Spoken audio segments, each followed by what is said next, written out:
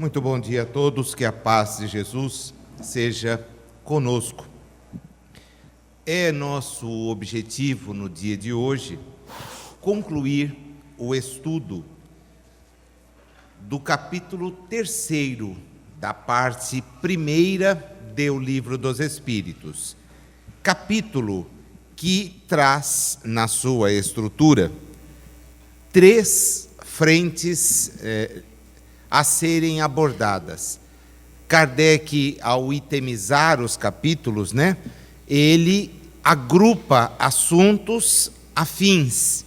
Daí porque, no dia de hoje, nos competir então desenvolver uma análise a respeito do que se denomina lá em O Livro dos Espíritos, diversidade das raças humanas. E nós vamos trabalhar isto para que não reste dúvida acerca de como os espíritos encaram as coisas. Em seguida, vamos ver a questão ligada ao surgimento do homem e a questão da pluralidade dos mundos, para terminar recomendando a todos a leitura da questão de número 59, que é uma dissertação que Kardec faz acerca da concordância do ensinamento contido no texto bíblico e aquilo que está expresso nos estudos científicos. Muita gente critica, e o faz, sob o meu ponto de vista, equivocadamente, a denominação da sessão que estamos por iniciar em nossa análise. Kardec registra raças humanas, e o faz não porque seja alguém que compartilhe de tal forma de ver. O faz porque cientificamente, em Paris, no século XIX, estava no auge a questão ligada ao estudo das raças humanas. Não haviam conhecimentos profundos, como nós os temos hoje, capazes de eliminar esta distinção à época presente. Todos, sem qualquer sombra de dúvida, sabemos e aprenderemos com os espíritos, que vão deixar isso muito claro nas respostas, que há uma única raça humana. Não existem aquelas que são maiores, melhores, estão à frente de outras.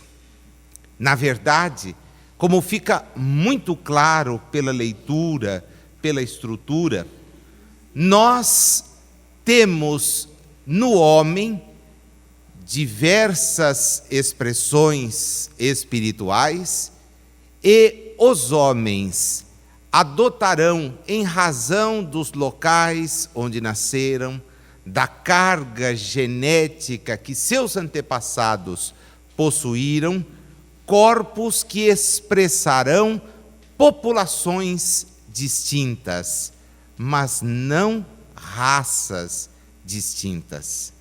Num livro escrito por um francês e publicado no ano de 1960 em Paris, a editora é a Ulisseia e o autor é Pierre Parraf, nós temos a história do racismo no mundo. E nas páginas deste livro, o autor nos vai mostrando como este conceito se perde na noite dos tempos. E no mais antigo Egito, como a sinalizar a predominância dos povos que habitavam aquele ponto do mundo, alguns faraós mandaram lançar nas divisas do território que dominavam, marcos como a avisar: os que não pertencem à nossa raça não o transponham, porque serão considerados inimigos e invasores. A ideia se perde. É bem verdade que no século XIX ela vai atingir o seu apogeu na segunda metade do século, com movimentos que virão justificar, sob o ponto de vista científico, entre aspas, filosófico, entre aspas, comportamentos completamente recrimináveis no século XX.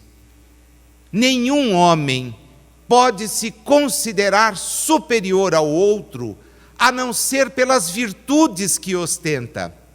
Mas a maneira de como nos ensinava Jesus, quanto maiores forem as virtudes, certamente menor se considerará o homem em relação aos outros.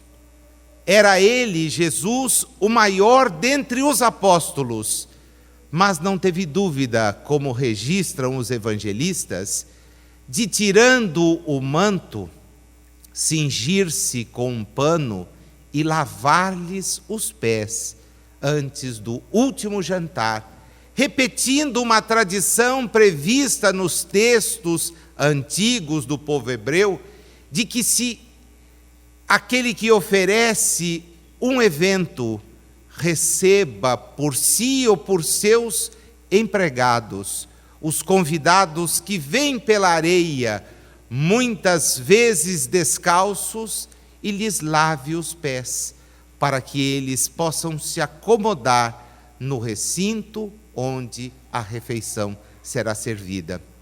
Ele, que seria o maior, fez-se o menor e ensinou-nos tal prática. Daí porque não há espaço hoje para que imaginemos a existência de raças superiores, criaturas superiores do ponto de vista humano. Mas não é fácil tirar uma ideia que ficou incluída ou está inserida dentre as pessoas.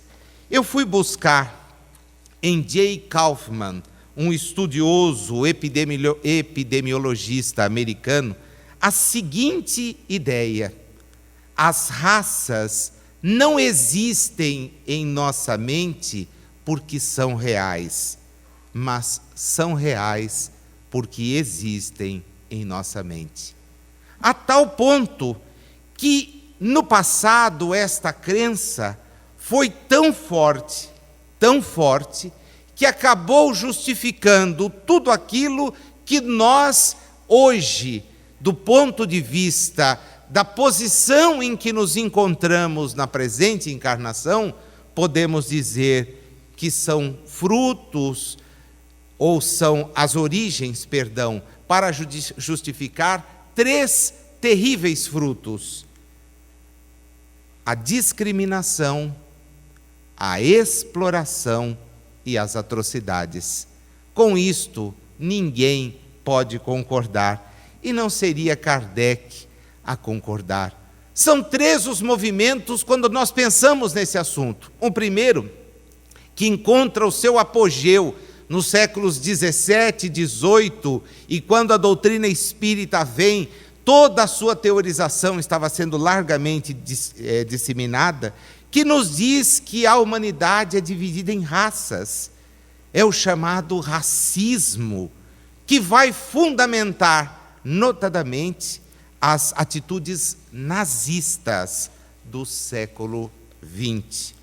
Há um segundo, um modelo que ganhou corpo no século XIX e foi no século XX, pós a Segunda Guerra, que efetivamente explodiu, chamado movimento populacional, em que se tenta enquadrar as pessoas a partir dos ambientes em que elas vivem, e que acaba sendo depois adaptado àquele que vinha e que se chama Movimento Populacional de Raças.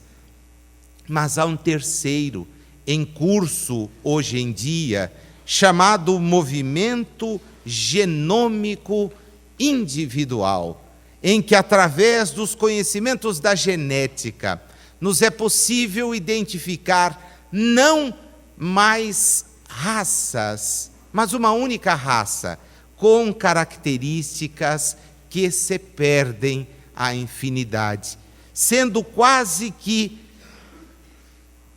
possível afirmar: cada um de nós tem as suas características marcantes, inclusive do ponto de vista físico.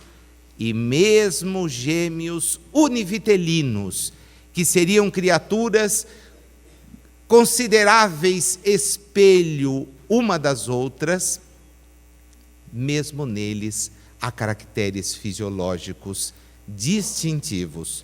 Portanto, meus amigos, não há da parte de Kardec nenhum preconceito, não há necessidade de que ele seja atualizado, como algumas vozes dissidentes, vez ou outra, aparecem, soltando as suas ideias como se fossem ideias que estariam colocando a doutrina espírita num processo de reatualização. Isto não é necessário. É necessário que tenhamos inteligência, tenhamos estrutura para estudar o homem no seu tempo e perceber que aqueles a quem ele indagava, estes sim não cometem os erros que ao homem da época, com os conhecimentos da época, são perfeitamente passíveis de compreensão. Soa muito mal encontrar críticas neste sentido. Ele pergunta: de onde provêm as diferenças físicas e morais que distinguem, e aí usa a expressão corrente na época, as raças humanas na Terra? Se nós encontrássemos na resposta dos espíritos uma referência às raças humanas, referência que apenas o conhecimento genômico de hoje, inacessível a inúmeras pessoas, permite dizer não ser verdadeiro, nós diríamos que os espíritos estariam errados. Mas o que está escrito na obra, o livro é dos espíritos. E o que respondem os espíritos? As diferenças físicas advêm do clima. As diferenças morais da vida e dos costumes. E reforçam.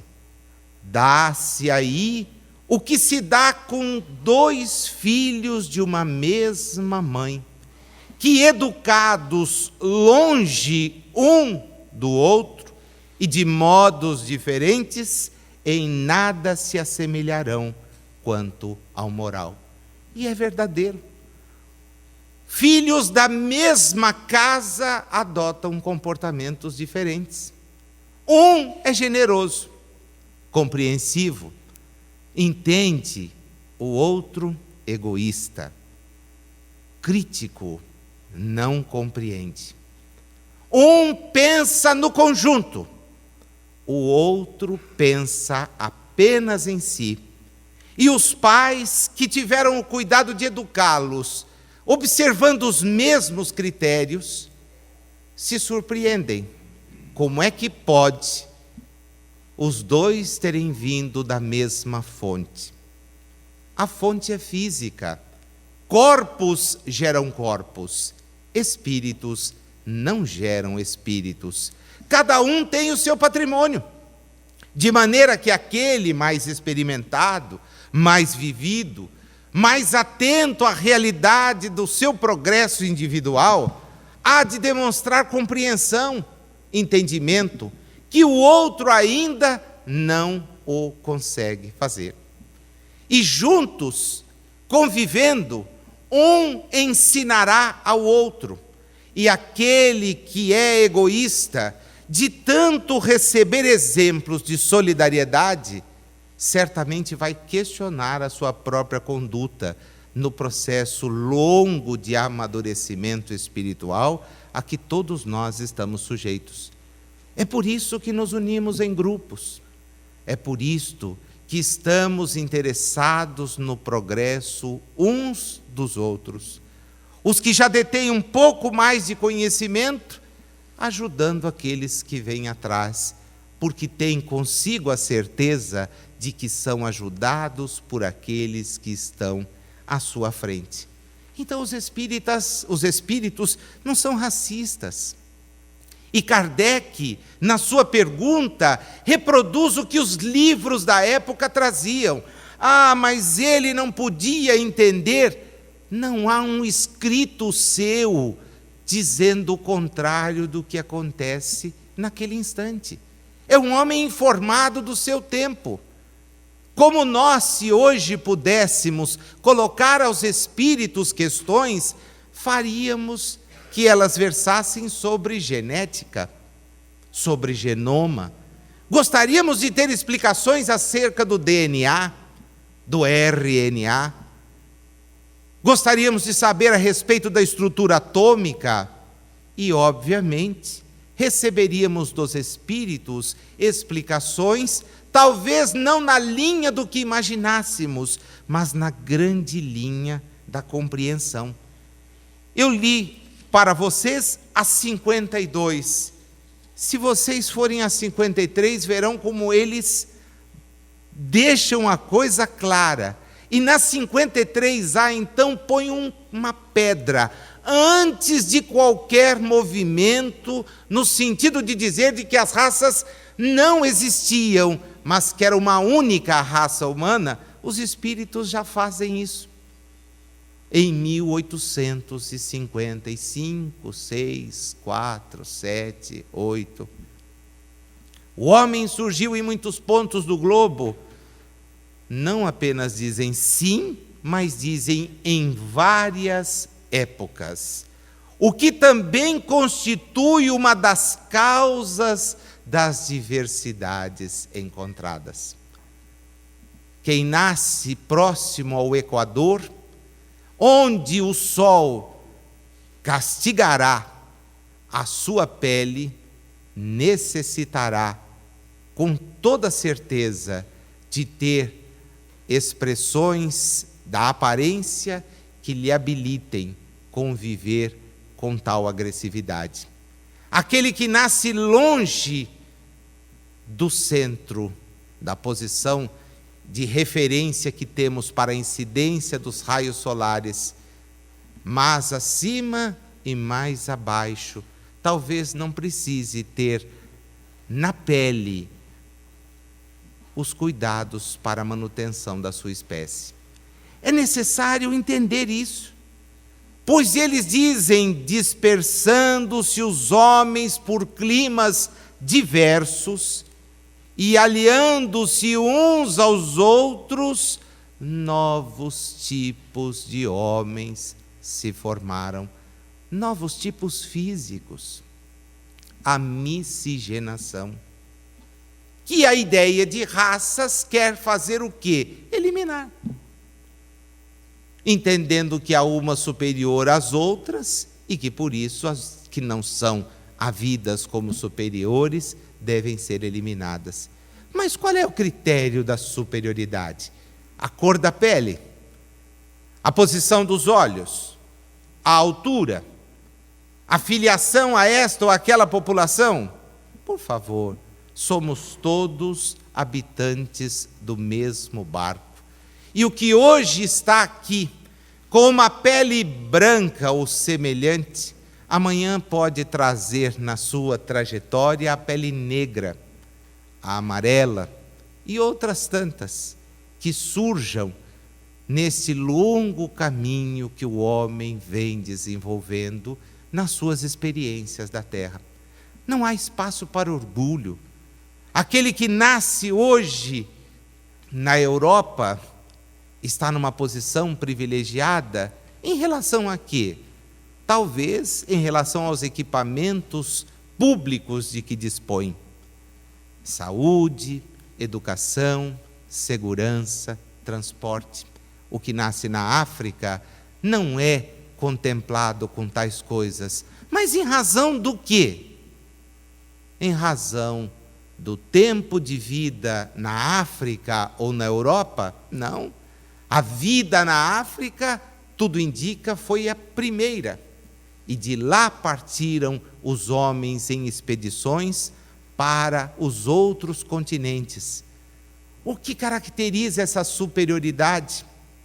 Nada, absolutamente nada, a não ser a concentração das riquezas que do mundo todo migraram para a Europa, dando às pessoas que lá viviam, na condição de colonizadores, ideias equivocadas de que poderiam explorar e eram superiores aos outros. Mas não é isso que ocorre. Na questão A, Kardec diz: essas diferenças constituem espécies distintas. E aí as pessoas dizem: Kardec estava ultrapassado, os espíritos estão ultrapassados. É verdade, olha como está escrito aqui: certamente que não, todos são da mesma família. E para não deixar dúvida, o Espírito faz uma pergunta de cunho didático. Vamos ouvi-la?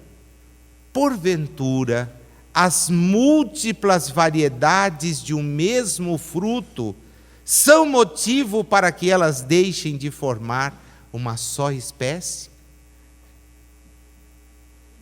Olha a pergunta didática. Maçã, gordinha, magrinha, daquele tipo estufadão, o tipo mais contido, deixa de ser maçã? Não. A gente bate o olho e na hora identifica, é uma maçã. A gente bate o olho e logo diz, é um homem. É um homem. Ah, mas eu sou superior a ele. Cuidado com esse raciocínio. Ele não tem mais espaço do ponto de vista biológico. E para os espíritas não tem espaço do ponto de vista moral. Todos procedemos da mesma família. A família humana enquanto estamos aqui na Terra. E vamos tomando corpos desta família para as nossas experiências. E é interessante notar, como veremos lá na frente no estudo da lei da reencarnação, que se as nossas experiências em determinados corpos representarem para nós não possibilidade de ascensão, mas de estacionamento do ponto de vista moral, talvez seja necessário que tomemos corpos diferentes para aprendermos certas lições. Do ponto de vista dos romances espíritas, é frequente encontrarmos estes relatos. Fui um senhor de escravos. Pouco importa a cor que tais escravos tinham, porque muita gente também imagina, equivocadamente, que a escravidão só se deu em relação aos negros. Esta é uma realidade brasileira. Mas o estudo nos faz entender que os romanos tomavam como escravos os povos que subjugavam. Punham em regime das galés os prisioneiros, pouco importando a sua origem. Os egípcios tomavam como escravos os povos que conquistavam e os submetiam ao trabalho forçado. Assim também faziam os gregos. Por que o sujeito quer um escravo? Para fazer aquilo que ele acha menos interessante. Tem muita gente hoje de carteira assinada que na verdade é escravo. Porque chega em casa e a patroa só não faz erguer os móveis porque a constituição física não deixa, mas manda que a pessoa se enfie debaixo deles para limpar. Trata como se escravo fosse, e tem carteira assinada. Faz um favor danado, separa a comida. Olha como ela é a nossa colaboradora, não precisa comer tal coisa. Olha, tem um pedaço de pudim, comem vocês, deixa ela sem. Não tem problema algum. E gente que às vezes vem até no centro, vai na igreja, adotando comportamentos inadequados. Diante desse raciocínio, o cara inteligente fala onde Kardec quer chegar, né? Olha a demonstração. Ele tinha perguntado, e nós falamos aqui da raça adâmica.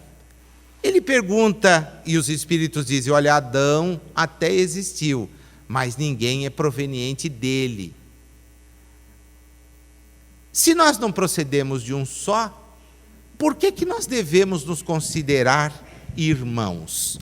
E essa é uma pergunta que as pessoas gostam, né? Será que eu sou irmão do fulano, do beltrano? Olha, não é do ponto de vista físico, não. Mas do ponto de vista espiritual, os espíritos dizem, todos os homens são irmãos em Deus, porque são animados pelo Espírito e tendem para o mesmo fim, qual seja a perfeição. Todos os homens, portanto, são irmãos uns dos outros. Pode ser que a gente não queira, né? Tem muita gente que imagina, mas será que eu sou irmão do fulano? É, mas eu não nasci na família dele. Pode ser que não, pode ser que sim. Você já sabe quantas encarnações esteve aqui? Sabe por que guarda animosidade ou simpatia em relação às pessoas? Que conhecimento nós temos? O fato é que Jesus, quando nos quis ensinar acerca de Deus, usou que expressão?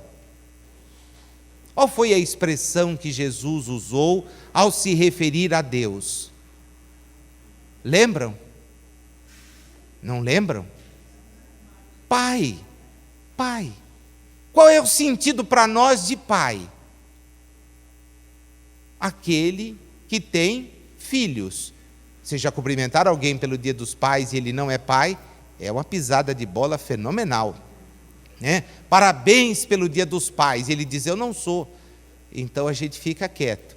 Pelas mães, então, passa-se uma saia justa terrível, né? Parabéns pelo Dia das Mães, mas eu não sou mãe. Ah, mas poderia ser. Não, eu não quis. Ah, bom, mas quem sabe, né? Não sabe onde enfia a cara, né? Então é melhor não sair cumprimentando, quando não tem certeza se é ou não. Mas o fato de ensinar a pai, a expressão pai, tem esse sentido de educação, de educar. Nos coloca todos numa posição idêntica, a de filhos. E um filho em relação a outro filho só pode se considerar irmão, no sentido da fraternidade. Jesus vem nos ensinar que, longe de imaginar Deus como sendo o protetor deste ou daquele, Ele é o que cria a todos e, portanto, não tem privilegiados, não outorga privilégios. É o Pai que não vai privilegiar um filho em detrimento do outro, que não vai proteger a um esquecendo-se do outro, porque nós, os pais de corpos humanos, não agimos assim. E quando agimos, somos rápidos em recriminar ou em ser recriminados. Se o teu filho te pedir uma coisa em detrimento do outro, você vai dar? Ó pai, deixa a casa para mim e meu irmão que se vire pelo mundo. Ah, tá certo, filho. Eu vou aqui então passar a escritura da casa para o seu nome e seu irmão vai morar na rua. Vocês conhecem alguém que tenha feito isso? Se conhece, nem fala, porque é melhor não divulgar uma barbaridade desta. Não tem. O que faz o pai, o que faz a mãe, quando são forçados a tomar atitude, tentam conseguir o segundo.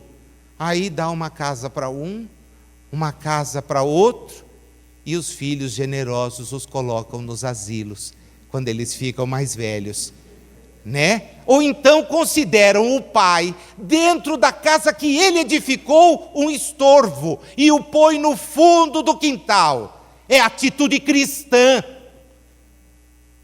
de quem só nega um prato de comida a quem fez da existência a dedicação. É a atitude cristã. E Jesus nos ensinou a chamar de pais, de irmãos, e Deus o único Pai, a nos mostrar que não há distinção, a nos dizer que entre nós a cor da pele, dos olhos, a altura, a largura, a profundidade, não tem a menor relevância. Estamos todos no mesmo barco. Ele se colocou na posição de nosso irmão, porque mandou nos chamar a Deus de Pai. Sou irmão como vocês são. Irmãos no que esclarecem os Espíritos, neste processo da criação. Somos todos criaturas vindas das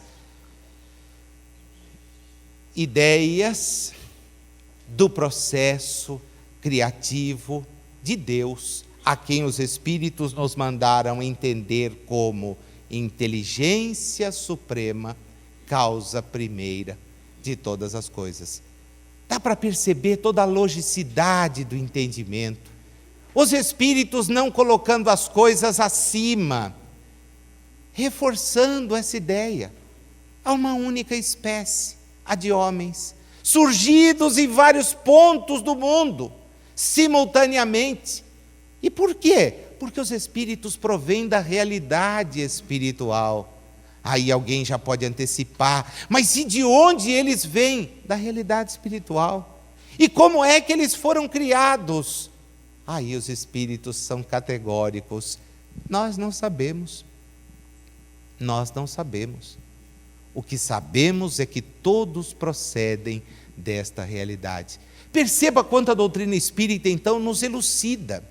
Aquele que bate à nossa porta, aquele que está preso, aquele que está equivocadamente nas ruas, fumando drogas que o conduzem à perdição, é nosso irmão em humanidade.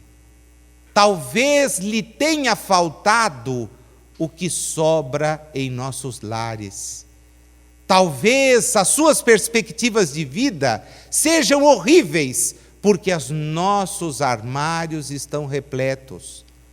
No mundo onde os bens são finitos, a única coisa que se mostra infinita é a nossa capacidade de ser egoístas e de pensar demais em nós. O que nos sobra talvez falte para aquele que hoje, sem perspectiva, perambula por aí buscando ser atendido.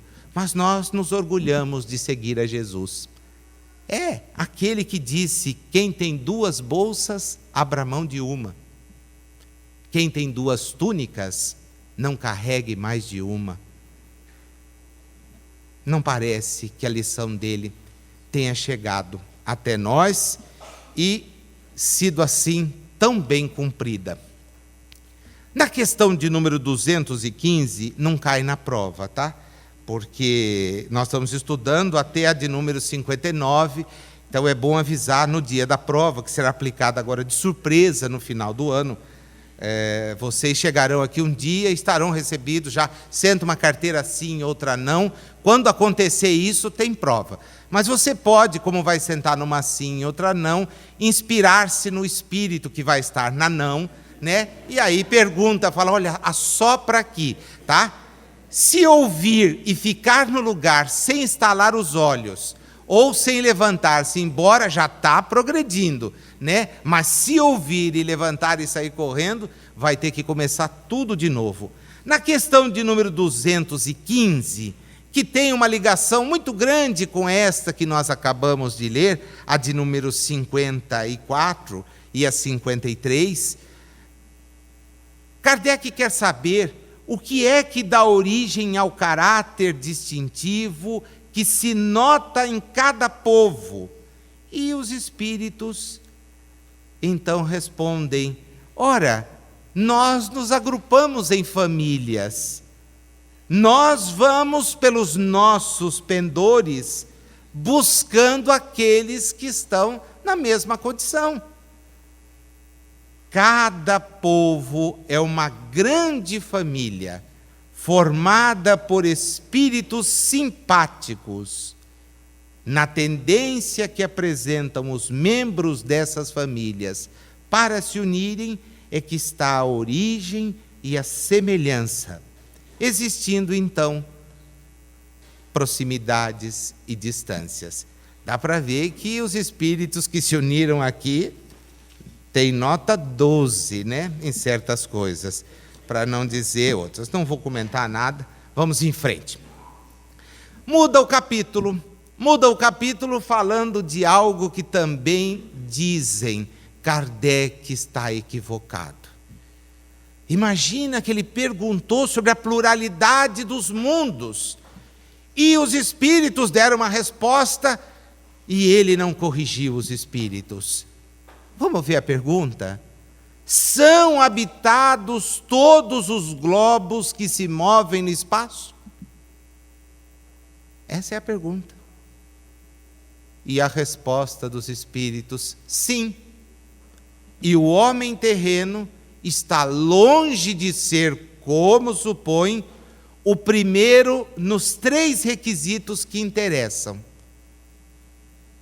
inteligência, segundo, bondade, terceiro, perfeição. Olha os requisitos que interessam. Não são os que a gente acha, né? Os que a gente acha primeiro são, bom, deixa para lá. Bondade, inteligência e perfeição. Entretanto, há homens que se têm por espíritos muito fortes e que imaginam pertencer a este pequenino globo o privilégio de conter seres racionais. Orgulho e vaidade. Julgam que só para eles criou Deus o universo. E ainda tem gente assim. Aliás, muito mais do que nós pensamos, né? Tudo foi criado só para nós, né? A gente vive aqui durante 40 anos, 50 anos, pisa na bola, mas se na hora que estiver morrendo se arrepender, vai para a corte dos eleitos. Fazer o que na corte dos eleitos? Viver o resto dos dias sem fazer nada. E Jesus ensinou que ele e o Pai trabalham. Está vendo? As pessoas leem de Jesus também tudo aquilo que interessa. E quando lê o que interessa, também interpreta do jeito que acomoda. Eu e o Pai trabalhamos. E o sujeito é louco para morrer e não fazer nada. Até escreve, né? Havia uma época que se escrevia isso. Hoje em dia, felizmente, até isso está desaparecendo.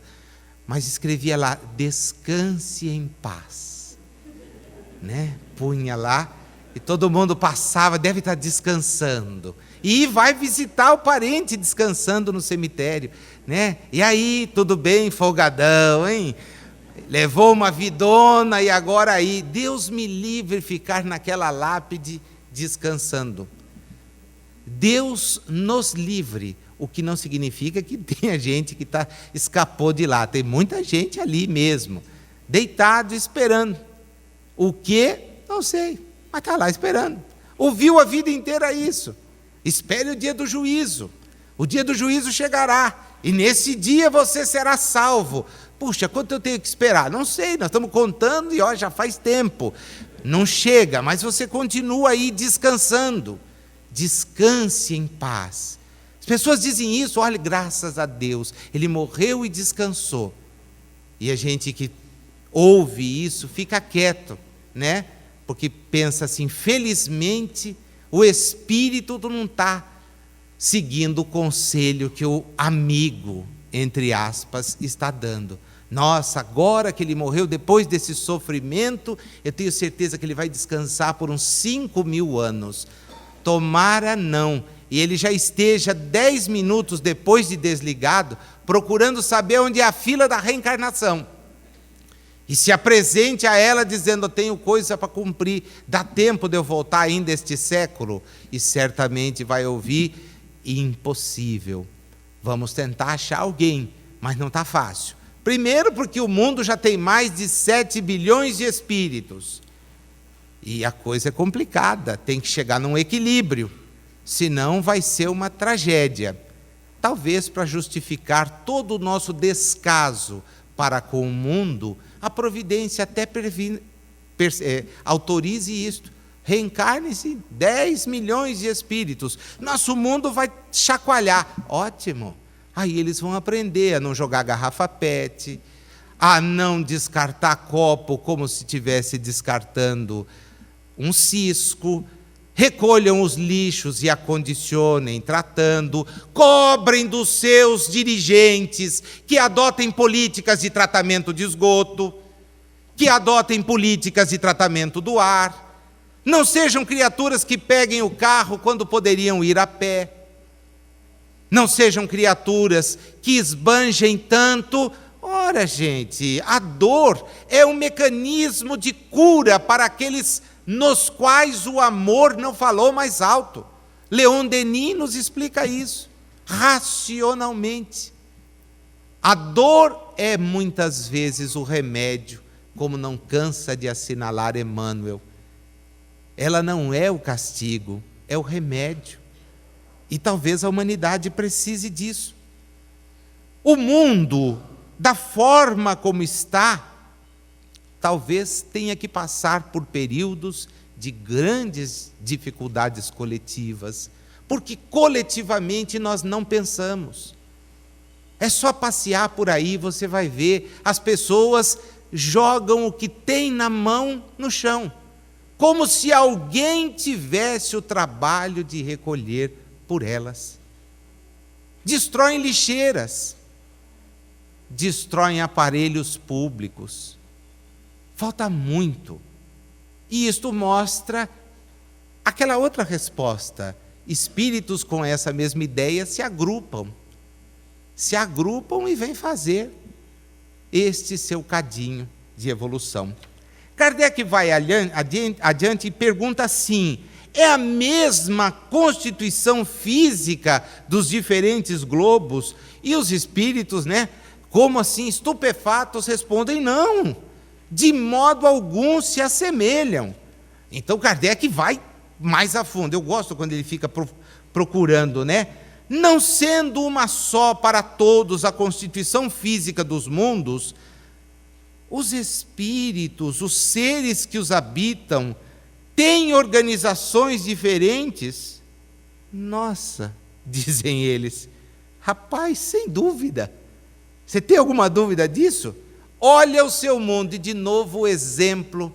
Lembram-se daquele outro exemplo? Olha outro aqui para não perder. Peixes aqui na terra vivem onde? Na água. E pássaros? No ar. Pois bem, você não vive nem num e nem no outro. E quando vive, é rapidamente. Pois bem, é tudo diferente, adequado a cada mundo.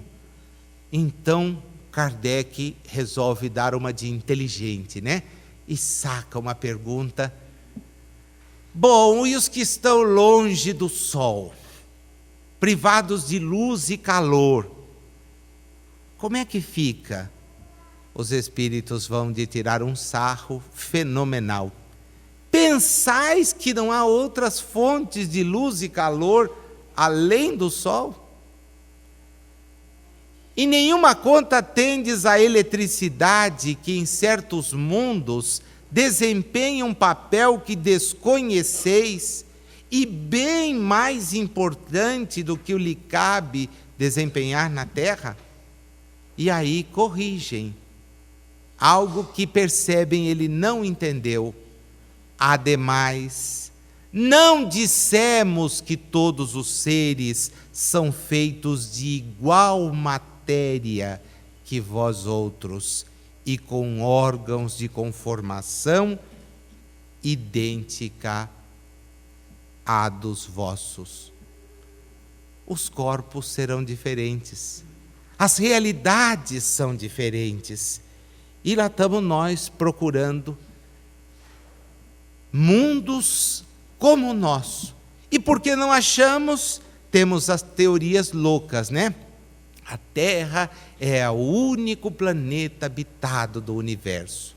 E nós, dentro dessa teoria louca, que aqui vivemos uma única vez, depois de ter vivido, vamos para lugares reservados e não viveremos mais até o fim dos tempos, porque não teremos que trabalhar, ficaremos ali curtindo, ou iremos para lugares terríveis e não teremos mais sossego até o fim dos tempos, assando num forno imaginário, né? Com as labaredas crepitando, uns bichinhos chifrudos passando de vez em quando e nos cutucando, para que nós também tenhamos dor, não bastasse a dor da queimadura, do calor.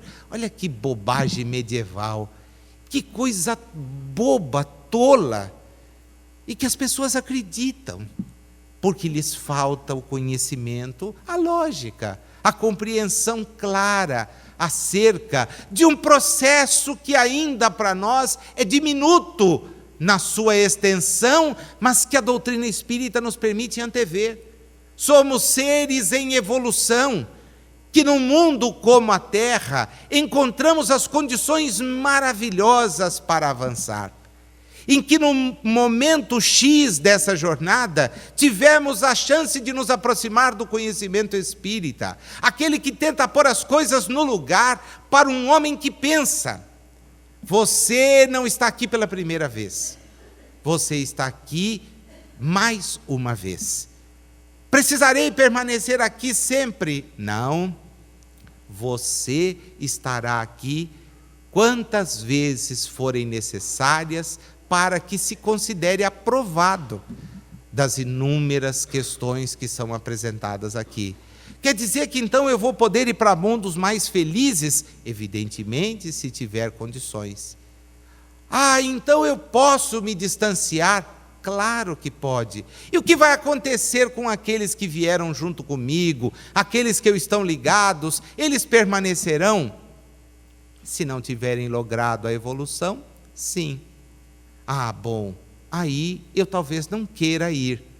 É o que o Richard retrata no romance, que é objeto do Clube do Livro do mês, e que ele na semana passada tão bem aqui esclareceu, ao nos dizer que os espíritos que avançam guardam pelos outros a solidariedade e se dispõem a voltar, a interferir, a orientar, interferências e orientações que muitas vezes nós não nos cansamos de ouvir, mas que infelizmente não conseguimos seguir. Seja melhor, seja mais prudente, tenha mais disposição de ajudar, não pense tanto em si, leve para o seu íntimo uma preocupação maior com as dores alheias. Não imagine que o seu problema é o único e o maior do universo, assim como o mundo que habitamos não é o único e está longe de ser o maior do sistema solar, não é do universo, do sistema solar. As formas de vida são variadíssimas. A questão 59, que é a tarefa da tarde, nas leituras da entrelinha, ela é imensa, né? É uma daquelas questões que estão no Livro dos Espíritos pela técnica que Kardec adota para que ele reflita. É assim com a 222, é assim com a 59. Ele pega um tema e fecha. Ele tenta raciocinar com todos os elementos que estão à sua disposição. E ele vai lá, pega a Bíblia e diz: existem concordâncias relativas à criação, mas existem coisas que temos que parar e pensar. Porque a Bíblia, meus amigos, queiram ou não queiram, retrata a história de um povo que, em razão desta teoria absurda do racismo, foi vítima de um dos maiores crimes, se não o maior, cometido na humanidade. É um dos maiores porque temos condições de identificá-lo. O Holocausto cometido contra originários do povo hebreu, é algo inconcebível, inaceitável. A Bíblia fala da história desse povo, das suas relações com os espíritos que os protegiam. Não, mas não é Deus, não. São espíritos que os protegiam, alguns deles violentos. O tal de Jeová era uma tragédia. Ele dizia pela boca dos seus profetas, os médiuns do passado: todos aqueles que não pensarem como nós, passem no fio da espada. Senhor, é isso? É isso. Dá para conceber um Deus mandando destruir a sua criação? Senhor, o que agrada mais? O cheirinho da carne daqueles que vocês matarem. Dá para conceber isso? É evidente que é um espírito, e um espírito guerreiro, daqueles assim complicadíssimos, para o qual, inclusive, as mulheres não tinham vez nem voz. Vez nem voz. Está nas páginas do texto bíblico. É palavra de Deus. Palavra de Deus considerar a mulher um ser inferior na criação? Ou é palavra de algum machista enrustido? Aliás, eu diria que é um machista longe de enrustido.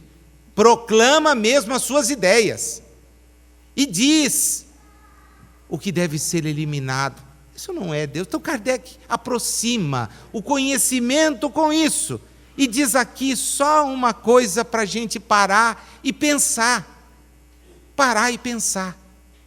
A questão de ter sido Adão como o primeiro homem, a origem exclusiva da humanidade, não é a única a cujo respeito as crenças religiosas tiveram que se modificar.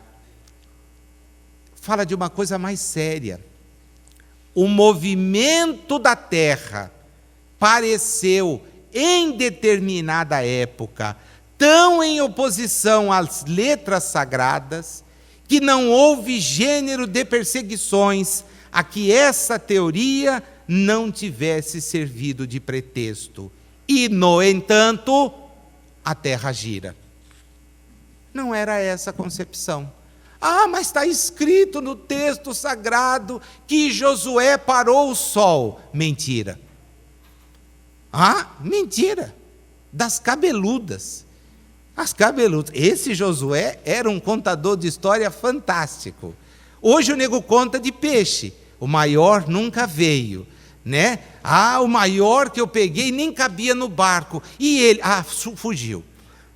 O Josué é um tremendo num contador de história. Olha, para vencer aquela batalha, sabe o que eu fiz? Parei o sol. Como é que é, Josué? Deu breque. Enquanto não terminar, eu não deixo o sol se pôr. E aí o sujeito que ouviu uma peluda dessa, ao invés de cair na realidade, fala: Josué, isso é mentira. É a coisa feia, não pode, Josué, Deus castiga. Não foi Deus que me mandou dizer isso, e vocês obedeçam. Ou então, é verdade, Jeová manda passar. Então, anota lá. O outro diz: Matusalém viveu 900 anos. Velhinho safado, 900 anos? Viver 90 é uma tragédia. A partir dos 70 dói tudo. Quando não dói antes, nos 50. Ou um pouquinho antes, nos 40. E o sujeito viveu 900 anos, procriando. Olha, sujeito fenomenal. Ele tinha calendário? Não. Ele sabia? Não. E como é que sabe que ele viveu 900 anos? Sei lá, alguém disse. E foi aumentando. Se cada amigo dele aumentou 10 anos, está aí, 900 anos. Mas está escrito. Gente, por favor. Todo o respeito do mundo às visões que temos acerca das coisas. Mas assim como queremos respeitar, devemos respeitar, exigimos respeito também às nossas visões. É necessário compreender a evolução, compreender que todos progredimos. E a doutrina espírita tem a coragem de, através do seu compilador, que foi o professor Rivaio, de passar questões assim em revista. Não houve um primeiro homem. Não é um mundo o centro do universo. E nem por isso somos menores, nem melhores, nem maiores, nem piores. Somos o que somos. E se, como lição das perguntas que estudamos hoje, pudermos tirar uma só, difícil, né? Tem tantas. Eu acho que é esta central do primeiro grupo de questões. Todos somos irmãos. Estamos na raça humana.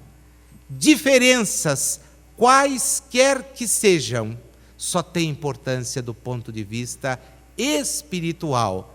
E em relação a estas, o que interessa é o seguinte: quem quiser ser o maior, faça-se o menor. É Jesus.